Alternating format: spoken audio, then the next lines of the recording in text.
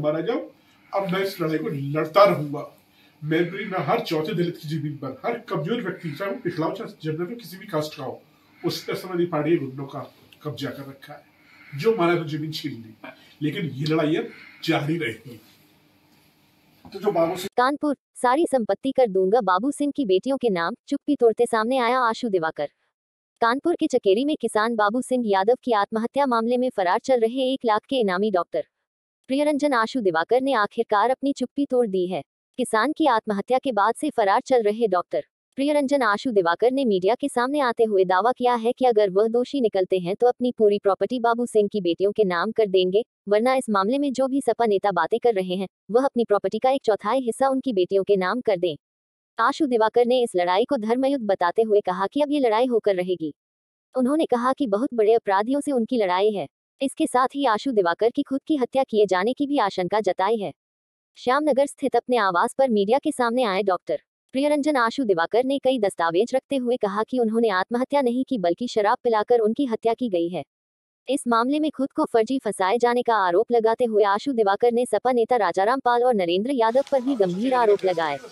आशु दिवाकर ने कहा कि बाबू सिंह यादव सपा विरोधी थे, जिसकी वजह से नरेंद्र यादव और सपा नेता राजाराम पाल ने उनकी जमीन पर कब्जा कर रखा था, जिसे छुड़ाने के लिए बाबू सिंह यादव और उनके परिजनों ने उनसे मुलाकात की।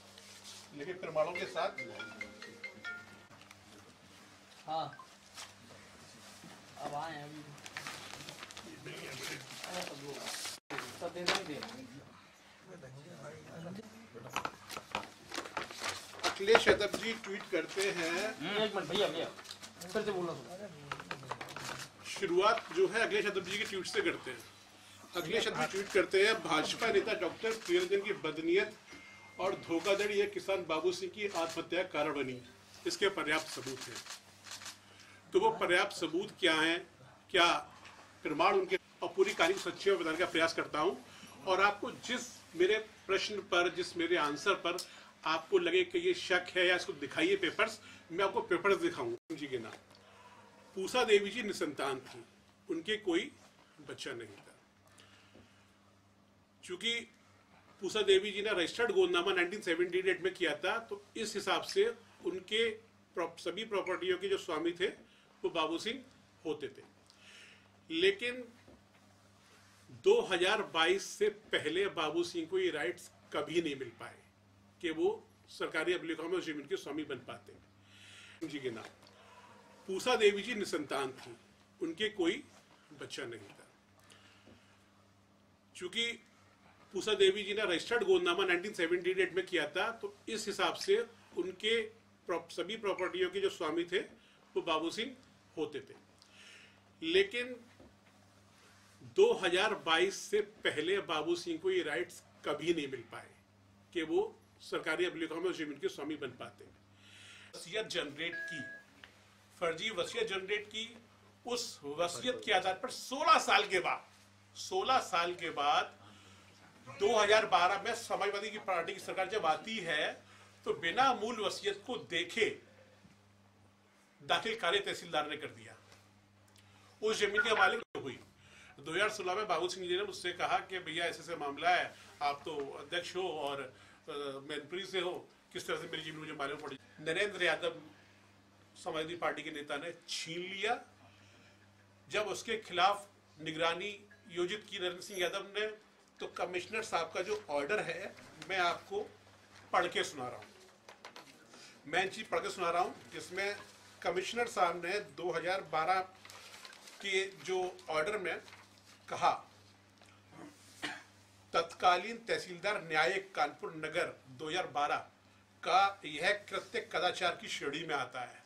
अतः पृथक से जिलाधिकारी कानपुर नगर को पत्र प्रेषित किया जाए कि तत्कालीन तहसीलदार न्यायिक कानपुर नगर का स्पष्टीकरण प्राप्त कर इस संबंध में नियमानुसार कार्रवाई करना सुनिश्चित करें। राजाराम पाल डाल चुके थे। राजाराम पाल का ये जैसे ही बाबू सिंह जी की मृत्यु हुई, राजाराम पाल ये बैठे हुए उनके परिवार के साथ महाराजपुर विधानसभा में राजाराम पाल जी की संवेदनाएं व्यक्त की। दूसरा कागज मैंने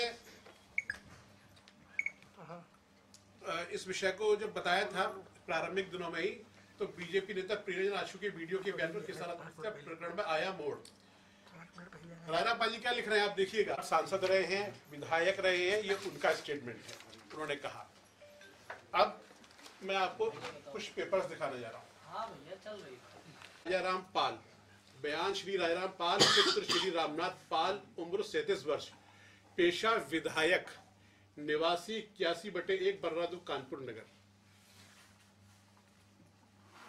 बयान करताओं की प्रॉपर्टी के डिटेल ये है, और ये प्रॉपर्टी इस समय नरेंद्र यादव की पत्नी के नाम पर है। ये समय ये प्रॉपर्टी नरेंद्र यादव की पत्नी के नाम पर है। आपको पुलिस ढूंढ रही थी। मैं अपना विषय आपको बता रहा हूँ, प्लीज आप विषय आप नहीं पूरा मैं आपको एक बार बता रहा हूँ। देखिए, बाबू सिंह जी की मृत्यु के बाद एक सुसाइड नोट बरामद हुआ। आपने सुसाइड नोट को देखा होगा। उस सुसाइड नोट पर 2 सिग्नेचर हैं, दोनों सिग्नेचर एक दूसरे से डिफरेंट हैं, नहीं मिल रहे हैं, जो कि उनके मूल सिग्नेचर से बिल्कुल डिफरेंट है। और बाबू सिंह जी 1978 में रजिस्टर्ड गोंदनामा के दावे से इस जमीन के स्वामी होते थे, जो कभी वो हो नहीं पाए। उनका गोदनामा भी फर्जी करार करवा दिया गया 1999 में। बाबू सिंह मेरे ड्राइवर के रिश्तेदार थे, मेरे पास आए, मैंने उनकी मदद करी। इस मामले में एसडीएम महोदय के द्वारा एफआईआर लिखी गई। एसडीएम की एडीजी साहब के आदेश से नरेंद्र सिंह की गिरफ्तारी हुई। नरेंद्र सिंह की गिरफ्तारी हुई, वो 6 महीने 4 महीने जेल रहे। इससे उन्हें बड़ी तकलीफ हुई। उनकी जमीन बाबू सिंह जी के नाम पे आ गई, और अब जो जमीन आनी थी, जिस नाम का उस जो तहसीलदार बिल्लौर के आदेश जो वो उनको 2022 में प्राप्त हुआ था, वो जमीन जो थी, वो जमीन सिकंदर यादव ने जिस फर्जी वसीयत जिसमें रोल राजाराम पाल जी का था, उनके माध्यम से की। राजाराम पाल जी के मैंने सारे डॉक्यूमेंट्स आपको दिखा दिए जो प्रमाणित हैं। वो लिख के दे रहे हैं कि वो एक निसंतान महिला के संतान पैदा करके, और आश्चर्य की बात, अखिलेश यादव उन्हीं को सबका नेता बना के भेजते, जाओ जांच करो जाके। और ऐसे लोग पीडीए की रैली भी माती में करते हैं। ये पिछड़े दलितों को न्याय दिलाएंगे। जो सबसे गरीब पिछड़ा था, बाबू सिंह, जो बहुत गरीब व्यक्ति था, उसकी जमीन को छीन लिया। जो और चूंकि मुझसे तो व्यक्तिगत चिढ़ने का कारण अखिलेश यादव जी का है। मैंने किसी से चुनाव लड़ा, ऐतिहासिक मैं चुनाव हारा, लेकिन मैंने ऐतिहासिक वोट प्राप्त किए, सर्वाधिक पोलिंग बूथों पे जीता। उनकी वहां की जमीन हिली। एक दलित उनसे बर्दाश्त हो नहीं सकता है। पीडीए की बात करते हैं, और मैं तो कह रहा हूं ऑन द डॉक्यूमेंटेशन आओ। और आपके सामने मैं फिर से एक चुनौती देता हूं उनको।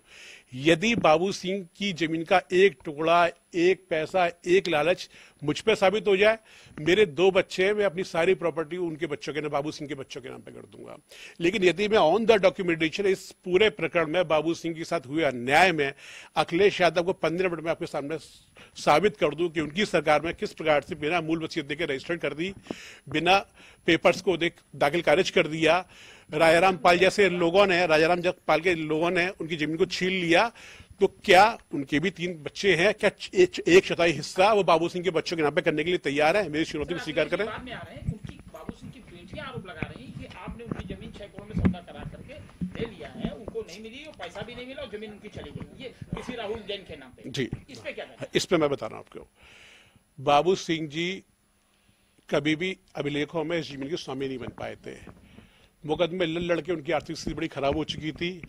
2018 में मेरे ड्राइवर साहब जो हैं बबलू यादव जी, उनके सहयोगी एक अधिवक्ता हैं अशोक जी, और उन लोगों ने बाबू सिंह जी के अनुरोध पर कहा, बाबू सिंह ने कहा कि मेरी जमीन बिकवा दो। जो जमीन उनके नाम पर सरकारी अभिलेखों में है ही नहीं, जो गोदनामा फर्जी करार दिया जा चुका है 1999 में, 18 वर्ष के बाद तक कोई उसकी वैल्यू ही नहीं रही, तो उस जमीन को कौन खरीदेगा? मेरे ड्राइवर साहब ने और इन लोगों ने 25 लाख में 5.5 बीघा, ध्यान रखिएगा, सुनिएगा, पूसा देवी ने 12 बीघा जमीन दी थी। मैं आपको पेपर दिखा, पूसा देवी ने लगभग 12 बीघा जमीन जो थी वो उनकी थी। तो उस 12 बीघा जमीन में से 5.5 बीघा जमीन का एग्रीमेंट हुआ। चूंकि बाबू सिंह उस जमीन के मालिक थे ही नहीं, तो 2018 में 25 लाख में एग्रीमेंट हुआ और 20 लाख रुपए दे दिया गया। 5 लाख रुपए सेल डीड के समय देने के लिए कहा गया। मुझे लगता है ये सौदा पूरे रिस्क पे था। 18 साल से जिस गोदनामे को फर्जी करार दे दिया हो, ये उनका अपना रिस्क था। उन लोगों ने मेहनत करी, मैंने सरकारी मशीनरी में अपनी बात रखी, न्यायप्रिय सरकार थी, है, उसकी जांचें हुई, उसमें FIRs हुई, जमीन उसके नाम पे आ गई। इस घटनाक्रम में 2022 में बाबू सिंह के नाम पर म्यूटेशन दाखिल हो गया और आदेश कर दिया गया कि पूसा देवी की वसीयत रजिस्टर्ड गोदनामे के अनुसार पूसा देवी की समस्त स्वामियों के अब स्वामी हो गए हैं बाबू सिंह जी। लेकिन नरेंद्र यादव के टेरर के बाद, नरेंद्र यादव के भय के बाद कोई भी खरीदार वहां उपस्थित नहीं था। एक दिन बाबू सिंह जी जाते हैं, विशेष ध्यान से सुनिएगा मेरी बात को, बाबू सिंह जी अपने खेत पे जाते हैं, नरेंद्र यादव ने बाबू सिंह जी को मारा पीटा। बाबू सिंह जी ने तुरंत अपने रिश्तेदार बबलू यादव जो मेरे ड्राइवर हैं उनसे बताया। बबलू और बाबू सिंह को लेकर मैं ADCP, उस समय मनीष सोनकर जी थे, मैं उनसे मिला, मैंने उनका विषय रखा। ADCP साहब मनीष सोनकर जी ने तत्काल ACP चकेरी अमरनाथ जी को रेफरेंस किया। अमरनाथ जी क्या, बाबू सिंह जी के बयान हुए, बहुत ही 3-4 महीने पहले की बात है। नहीं, बिल्कुल नहीं। बाबू सिंह की पूरी जमीन का सौदा जो था वो लगभग 3.5 करोड़ के आसपास का था मेरी जानकारी के अनुसार। ये उनकी समस्त बाबू सिंह रोज पड़े हुए लिटिगेशन, 1 मिनट में आपको दिखा दूं, 1 मिनट। नहीं, बाबू सिंह जी अपनी समस्त संपत्ति को बेचना चाहते थे, क्योंकि इसी बीच में 2 मुकदमे शिवरानी के नाम से और नरेंद्र यादव ने अपने नाम से इस पूरी प्रॉपर्टी फिर डाल दिए थे। बाबू सिंह थक चुके थे, लड़ते लड़ते बोले भैया मैं नहीं लड़ पाऊंगा, मेरी पूरी जमीन बिकवा दो आप। 3.5 करोड़ का सौदा तय हुआ था, समथिंग कुछ एग्जैक्टली मुझे नहीं याद है। इसमें बाबू सिंह जी लखनऊ मेरे घर पे ही आए थे और मेरे साथ में रहे थे, मेरी बात हुई, पूरी जमीन का सौदा होना था, सौदा 18 तारीख को होना था। इसी सौदे के साथ जो पहले से अनुबंध में 5.5 बीघा जो अनुबंधित जमीन थी इन तीनों के नाम पर, उसकी रजिस्ट्री भी होनी थी। जो वो वीडियो दिखाते हैं उनके घर, उनके इसमें दोषी किसको मानते हैं? पुलिस से लगातार संपर्क में थे आपने? मैं लगातार संपर्क में नहीं था, मैं 13 और 14 तक संपर्क में रहा हूँ। किसको आरोपी मानते हैं? क्या है पूरा घटनाक्रम के पीछे कौन है? बाबू सिंह जी की हत्या की गई है। बाबू सिंह जी को शराब पिला गया, नशे कुछ डाल के उनको टेंट के नीचे रख दिया गया है। बाबू सिंह जी मरने वाले व्यक्ति नहीं थे। बाबू सिंह जी के पास आज भी पूसा देवी की दी हुई 6 बीघा जमीन है, वो आज भी मजबूत थे। और चूंकि ये जब अब वो अपनी जमीन का दाखिल खारिज चाहते थे, इस दाखिल खारिज में विजय लक्ष्मी एक्सपोज होती, नरेंद्र सिंह यादव एक्सपोज होते, राजाराम पाल एक्सपोज होते। तो इन्हीं लोगों ने षड्यंत्र कर, क्यों कहनी कि 6 करोड़ की चेक दी गई थी, वो वापस ले ली गई हमसे ले जा करके, उसके बाद हमारे अकाउंट में कुछ पैसा नहीं आया। अब इस समय बाबू सिंह जी का पूरा परिवार जो है वो नरेंद्र यादव के संपर्क में है, जिनसे वो जीवन भर लड़ते रहे। तो अब अपनी बात कैसे रखेंगे? मैंने आपके सामने रख दी है। मेरे पास क्या करेंगे इसके बाद? मुझे न्यायपालिका पे भरोसा है। न्यायपालिका में मेरा जो है चल रहा है, पेपर सबमिट कर रहे हैं। जो रक्षक था उसको भक्षक बना दिया, जो भक्षक थे जिन्होंने मिलकर खींचा, आपने ना वो पेपर्स दिखाए, आप पेपर्स को गौर करिए, और वही लोग आज उनके घर में। मैं तो एक ही बात कहता हूं, आप जो नरेंद्र यादव हो गए, दीपक यादव हो गए, और ये जो अभिमन्यु गुप्ता हो गए, इन सबकी कॉल डिटेल निकालना, आपस में डिटेल निकालना, आपको क्लियर हो जाएगा। बाबू सिंह की हत्या किसने करी है? अभी मैंने विषय बताया तो आपको। 80 दिन हो गया लगता है कि उनकी हत्या की गई, आपको फंसाया गया? निश्चित रूप से बाबू सिंह जी की हत्या हुई है। अच्छा, पुलिस ने हो गया मतलब काफी बोल दिया। आज 80 दिन हो गए आपको सामने आया। 80 दिन हम बाबू सिंह यादव को इतनी देरी क्यों हुई आपको सामने आने में? मैं माननीय न्यायालय की शरण में था। मुझे अपनी कोई भी व्यक्ति गिरफ्तार क्यों होना चाहेगा निर्दोष होने के बाद? तो मैं माननीय न्यायालय की शरण में था, मैं न्यायालय की शरण में था और न्यायालय की शरण में हूँ। तथ्य मैंने आपको सब दे दिए हैं, पेपर्स मैंने दे दिए हैं। फिर से अगले जी से मैं कहता हूँ, खुद आना चाहे स्वागत है, बहुत बड़े नेता नहीं आएंगे, अपने प्रतिनिधि को भेज दें, पेपर्स पे बात कर लें। 1 लाख का इनाम किया है, आज कोर्ट के पास आप हैं, कोर्ट की शरण में, अब आगे क्या करेंगे? क्या ये इनाम? कोर्ट की शरण में हूँ, कोर्ट के निर्णय का सम्मान करूंगा। जांच में सहयोग करने के लिए आया हूँ, सहयोग करूंगा। आज मैं CBM कोर्ट में अपना वर्डिक्ट देके आया हूँ। पुलिस ने जिस तरह की कार्रवाई की है, आपको लगता है कि इतनी जल्दी कार्रवाई हो गई, इसके लिए अब कहाँ गुहार है? पुलिस प्रशासन से मुझे कुछ नहीं कहना है। भारतीय जनता पार्टी और समाजवादी पार्टी में यही फर्क है। मुझे ना शिकायत भारतीय जनता पार्टी से है, ना पुलिस प्रशासन से है। मुझ पर आरोप लगा, मैंने पार्टी के किसी भी नेता से कोई मदद नहीं मांगी। स्वयं को निर्दोष साबित करूंगा, सामने आऊंगा, पार्टी अपना प्यार पुनः लौटाएगी। पार्टी ने मुझे 2 बार विधानसभा का चुनाव लड़ाया है, माननीय आयोग का सदस्य बनाया है और 17 साल के कैरियर में मेरे ऊपर एक भी क्रिमिनल केस नहीं है, एक भी करप्शन का केस नहीं है, एक भी ठेकेदारी पंजीकरण इन सब का केस नहीं है। और राजाराम पाल वो व्यक्ति हैं जो ऑपरेशन दुर्योधन स्टिंग ऑपरेशन हुआ था 25,000 में बिके थे और निष्कासित हुए थे संसद से, जो पिछड़ों दलितों का जिम्मा ले रहे हैं, जो पीडीए कर रहे हैं, ये उस कैटेगरी से मेरी लड़ाई है।